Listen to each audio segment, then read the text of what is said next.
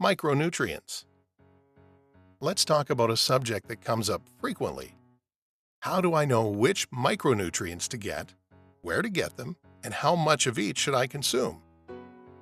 To begin with, what are micronutrients? Vitamins and minerals are considered micronutrients because they come in very small amounts compared to macronutrients, and they are essential to our health, meaning we have to get them from food to live. Additionally, there are nutrients like flavonoids that are good for your health, but not necessary for your body to function. There is only one way to know if you are actually getting enough micronutrients.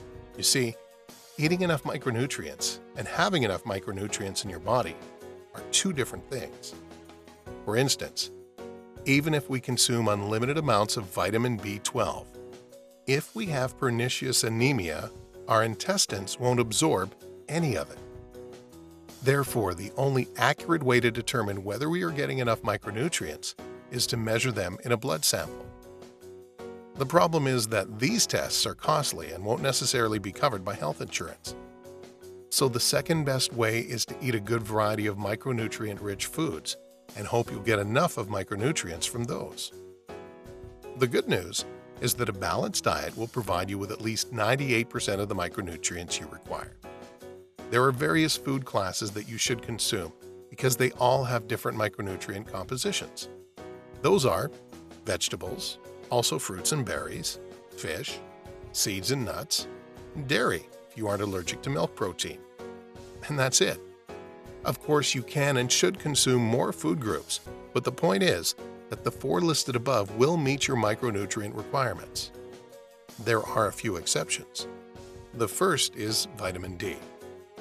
We are no longer exposed to as much sunlight as we once were, nor are we eating enough fish to meet our vitamin D requirements.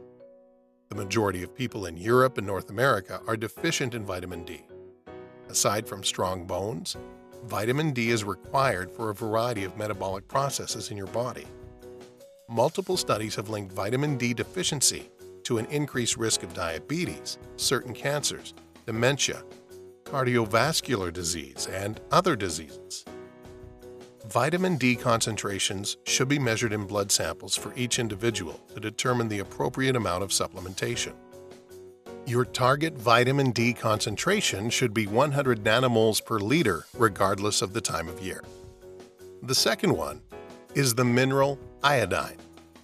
We don't get enough iodine from our water sources and food. That is why it has been added to salt and other foods. A fully functioning thyroid gland needs at least a urine concentration, taken from urine for practical purposes, of more than 100 micrograms per liter. Most of us in Western countries require iodine supplementation to maintain a healthy level. What about multivitamins? Can you just take that one pill per day and forget about the problem? Unfortunately, it's not that simple. To begin with, multivitamins combine many micronutrients into one pill, but they only contain a trace of each one. A typical multivitamin, for example, contains 5 to 20 micrograms of vitamin D, which is insufficient to meet your needs. Of course, taking a multivitamin won't hurt. Extensive research has found no increase in mortality, but also no decrease.